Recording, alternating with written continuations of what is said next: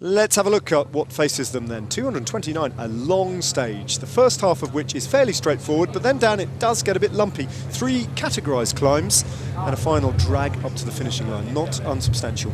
Bonucci might gain his revenge, and then there'll be a level on points at the end of the day, in the intermediate sprints at least. He's gone past him again, and he's got there. So, 10 points for Mirko Maestri.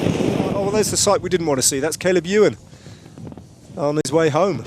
And that is a disappointment, I think, not just for him, obviously, but I think for the race. Here they go now, onto the steepest section of this climb up to Pomarance. Vasil Kirienka peels off, Gaviria hits the front, Stibar and Trentin are setting things up for quick-step floors now.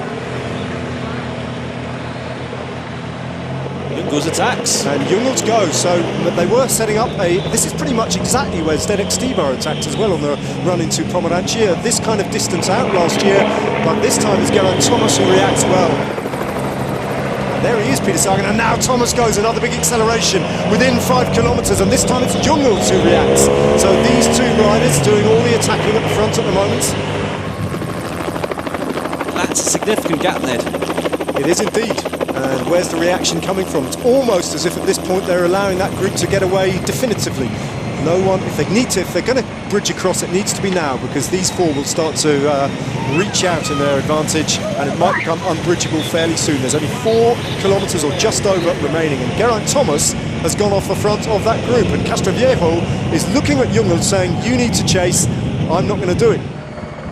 The chase is not organised. You can see Bob Jungels looking across at Jonathan Castroviejo saying, well, you chase, you can do it as well. It's not just down to me. 24 seconds the gap between Thomas and that group, and then 13 seconds. Oh, in fact, they've been caught.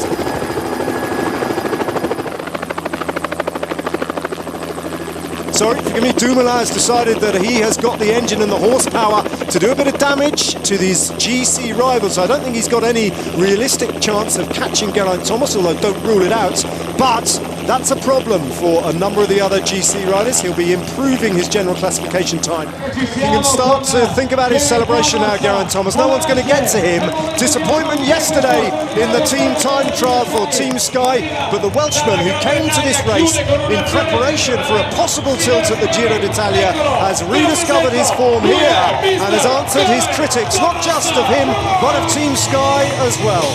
Stage 2 goes to Geraint Thomas and Team Sky, and in second place Tom Dumoulin rolls across with a small advantage ahead of Peter Sagan, who has come from nowhere to claim 3rd place. Well, this is one occasion when Geraint Thomas won't mind answering the questions of the press. He's always incredibly good-natured. His patience, though, in the lead-up to Tirreno-Adriatico, the day before the race got underway, just a little bit tested, as he had to deal with the perpetual questioning that this team gets, particularly from the British media, about the scandals that surround them at the moment back at home.